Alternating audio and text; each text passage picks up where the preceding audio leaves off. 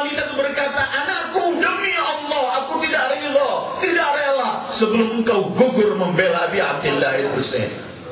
Seorang ibu biasanya dia sayang dengan anaknya, tapi hari ini berbeda.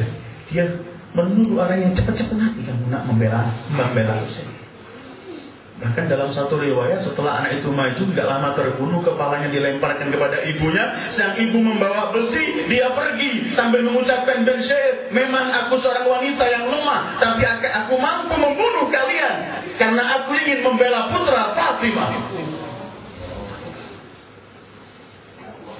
Semua yang ada berubah. Aliyul Akbar, Allahu Akbar, yang wajahnya wajah Rasulullah. Beliau menyambut kematian ketika beliau bertanya kepada ayahnya, bukankah kami dalam kebenaran wahai ayah? Tidak pernah aku makan mundur menghadapi kematian. Bahkan para sahabat Imam Husain saat itu melarang, bukan melarang, mohon dengan sangat kepada Abi Abdillah, jangan kalian keluarga Muhammad keluar terlebih dahulu, biar kami dulu menghadapi mereka. Karena Rasulullah dalam semua peperangan selalu mendahulukan Ahlul Bait sebelum para sahabatnya. Coba kita renung kembali Badr, ketika mereka ingin tampil duel yang dipanggil Ali, Hamzah dan anak keponakannya. Selalu mereka tahu, sahabat-sahabat setia Imam Husain saya itu tahu. Karena itu mereka datang kepada Imam Husain, kami mohon dan mohon, biar kami lebih dahulu membela engkau, jangan keluarga kalian ya Abu Abdillah. Burair atau Barir malam itu bergurau. Malam Asyura bergurau. Di hadapannya ribuan orang yang akan membantai. Sehingga kata kawannya, ini bukan waktu bergurau. Ini adalah lihat, mereka siap akan membantai kami. Kata Burair atau Barir, bagaimana? Menurut aku, malam yang paling bahagia dalam sepanjang hidupku adalah malam ini. Karena antara aku sekarang menuju ke surga cuman malam ini selesai. Besok terbit matahari dan kami akan menghadapi mereka, dan pintu surga terbuka untuk kita. Zuhair ibn al-Qain waktu tampil sambil tertawa. Salamullah. Apa yang terjadi? Apa rahasianya sehingga mereka melakukan semua ini? Abdullah bin Sa'id al-Hanafi disebutkan ketika masuk dalam waktu peperangan Imam Husain, waktu masuk waktu sholat, Imam Husain sholat. Dan ini ayyuhal ikhwah yang perlu kita renungkan. Kadang-kadang kita, dan nastaghfirullahaladzim, kadang-kadang kita juga sering melalaikan, menunda-nunda sholat. Imam Husain di tengah-tengah perang pun sholat.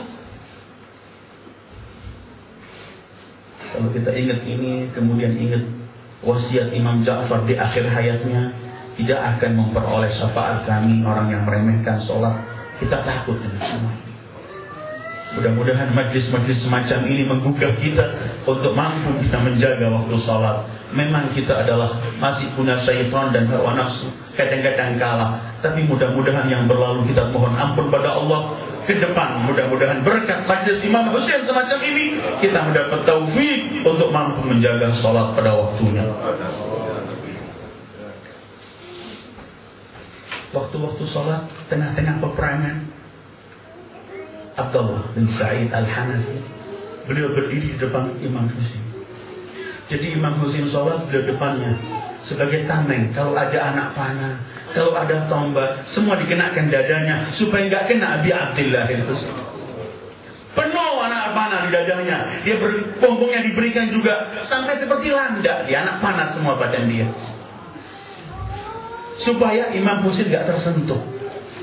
Setelah ketika Imam Husain salam, dia nggak kuat lagi, begitu darah begitu banyak, dia terjatuh, nggak mampu lagi menahan kakinya berdiri. Ketika jatuh, beliau hanya berkata, awafaitu ya ibna Rasulullah, sudahkah aku setia wahai putra Rasulullah? Ya Allah, kalau kita mendengar ini, kita melihat diri kita adalah orang yang paling keji dan jelek terhadap Ahlul Bait. Kita belum pernah mampu mengatakan awafaitu ya ibna Rasulullah dalam semua kehidupan kita, karena kita belum pernah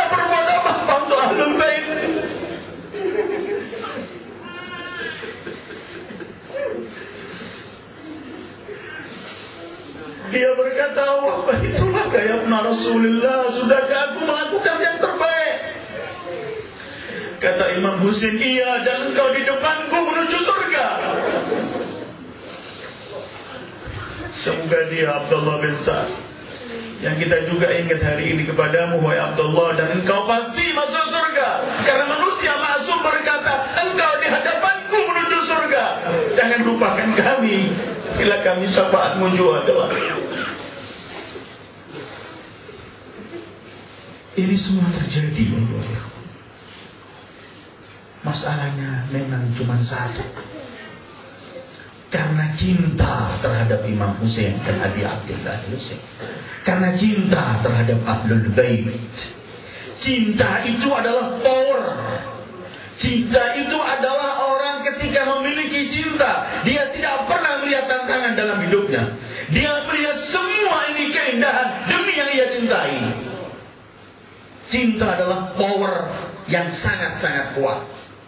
Sumayyah, ibu Ammar, wanita tua, budak, hidup di zaman jahiliyah, wanita yang merdeka terhina di zaman jahiliyah, apalagi wanita budak, tapi Sumayyah punya kekuatan yang mampu melawan Abu Jahal, Fir'aun umat ini.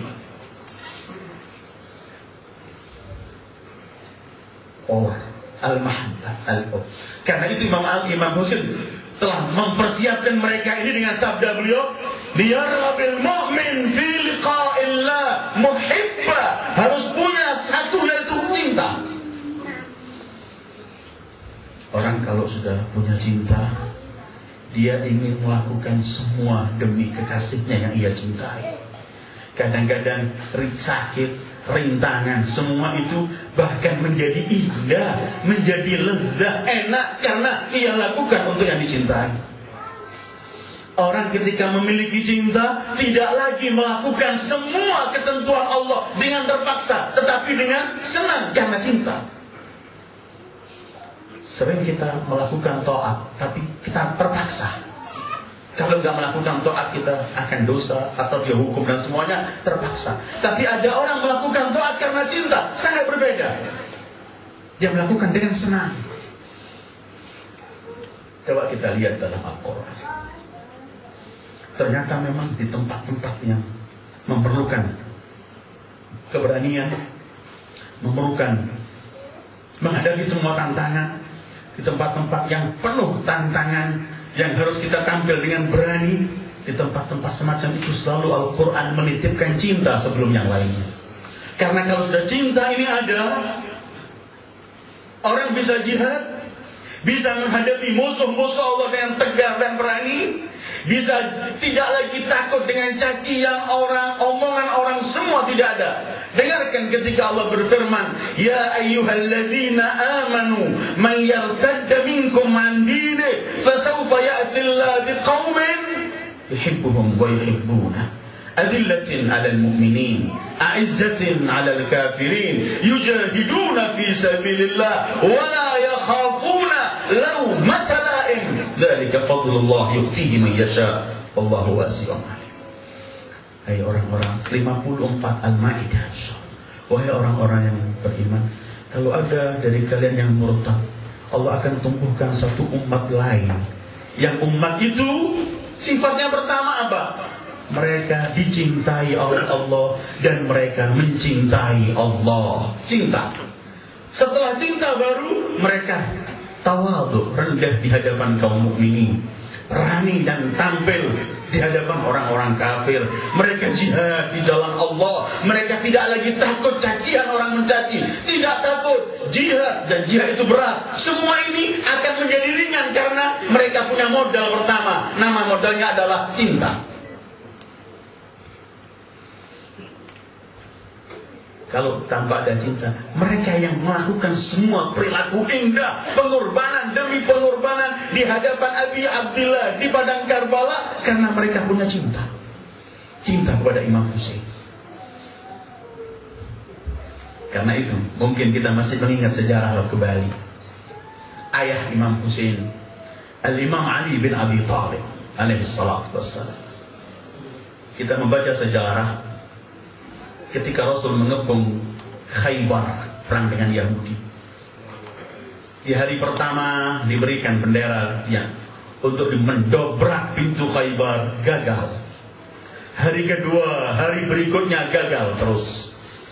Akhirnya di malam hari Rasulullah bersabda, besok akan kuberikan royah bendera ini kepada seseorang. Ini memerlukan orang yang sangat kuat karena akan mendobrak Khaybar. Besok akan kuberikan kepada seseorang dan di tangan orang itu akan terbuka pintu Khaybar. Akan kuberikan besok kepada seseorang. Siapa orang itu? La'utiyanna rayata ghadan rajulan yuhibbullah wa rasulah wa yuhibbullah wa rasuluh.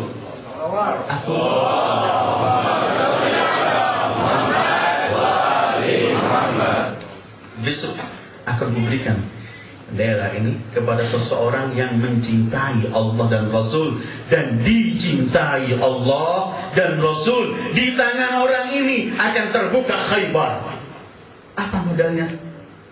Mahabbah, cinta. Karena itu keesokan harinya setelah sholat subuh, semua orang mengangkat kepalanya, ingin supaya dilihat Rasulullah akan mendapat titel Habibullah, tidak sembarang. Titel yang besar. Semua menginginkan itu. Ternyata Rasulullah memandang sana kemari, kemudian beliau berkata, Aina Ali? Di mana Ali? Mereka teriak, sakit mata ya Rasulullah. Panggilkan Ali. Dipanggil Imam Ali. Disuruh duduk sampai dekat beliau persis. Dibuka matanya, diludahi oleh Rasulullah dan dihapus. Spontan sembuh. Kemudian Al-Imam Ali beliau berkata, demi Allah, mata yang kena tangan dan ludah Rasulullah lebih terang dari yang sebelahnya dan tidak pernah sakit sepanjang hidup beliau. Tetapi yang penting adalah akan diberikan pada siapa? Orang yang mencintai Allah dan Rasulnya dan dicintai Allah dan Rasul. Ini power. Dan akhirnya Imam Ali mendobrak pintu Khaybar. Katanya setelah dilemparkan itu pintu, ada riwayat mengatakan 10 orang gak mampu mengangkat, ada yang mengatakan 40 orang gak mampu mengangkat. Tapi oleh beliau dipegang, dibuat tameng.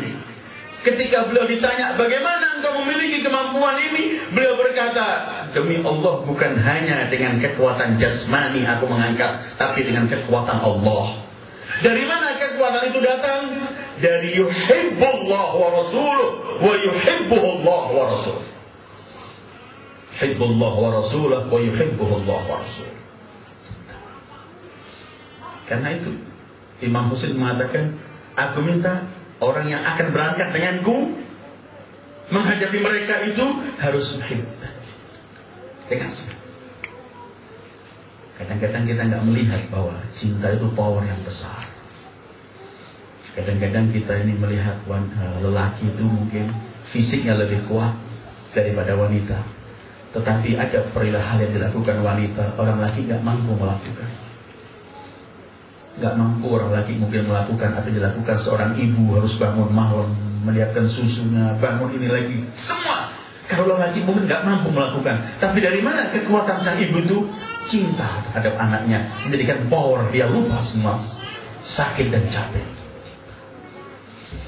Karena itu Allah juga berfirman dalam surat At-Taubah 23, kalau kita masih mendahulukan ayah, anak, saudara, istri atau suami, perniagaan kita, keluarga, family, perniagaan, rumah tinggal, kalau semua ini lebih kita cintai daripada Allah dan Rasulnya, tunggu saat kehancuran, kata Allah. Qul in kana aba'ukum wa abna'ukum wa ikhwanukum wa azwajukum wa amwalun iqtaraftumuha wa tijaratun takhshawna kasadaha wa masakinu tardawnaha ahabba ilaikum min Allah wa rasulih wa jihadan fi sabilih fatarabbasu innallaha la yahdil qawmal fasiqin. Kalau ayah-ayah kalian, anak-anak kalian, saudara-saudara kalian, istri atau suami kalian, family kalian, harta-harta kalian, perdagangan dan perniagaan yang kalian takutkan bangkrutnya, rumah tinggal kalian, kalau semua ini lebih kalian cintai daripada Allah dan Rasulnya, tunggu saat kehancurannya. Dan Allah tidak pernah memberikan petunjuk pada mereka orang-orang yang fasik.